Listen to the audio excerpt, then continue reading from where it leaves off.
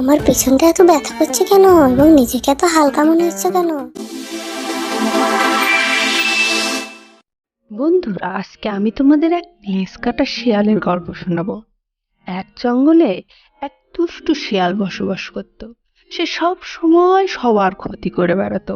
একদিন সকালে সে হাঁটতে হাঁটতে মনে মনে এক দুষ্টু বুদ্ধি আঁটছিল। সে মনে মনে বলল, আজ আমি একাই শিকার করব এবং কাউকে না দিয়ে একাই খাবো। হি হি হি, দেখি যাই কোনো বড় শিকার পায় কিনা। এরপর সে শিকারের খোঁজে হাঁটতে শুরু করলো। হাঁটতে হাঁটতে সে একটি বড় ঝোপের কাছে আসলো। তারপর সে বলল, ওমা, এ যে দেখি অনেক বড় ঝোপ, নিশ্চয়ই এর পাশে বড় কোনো শিকার আছে, যাই দেখে আসি।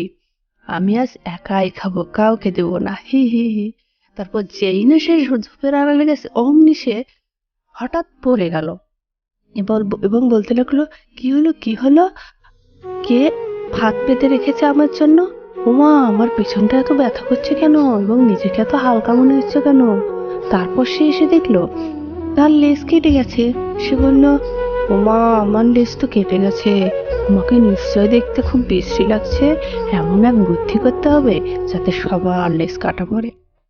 পরদিন সকালে সে সব শিয়ালকে ডেকে একটি সভা বসালো। এরপর সে সবার সামনে আসলো এবং বলল, সবার সাথে আমার এক গুরুত্বপূর্ণ কথা আছে। অনেক গবেষণায় দেখা গেছে লেজ আমাদের কোনো কাজেই আসে না এবং এটা অত্যন্ত ভারী, যার কারণে আমরা সহজেই শিকারের হাতে ধরা পড়ি। চলো ভাই সব, আমরা একে একে দল ভেদে সবাই লেজ কেটে ফেলি।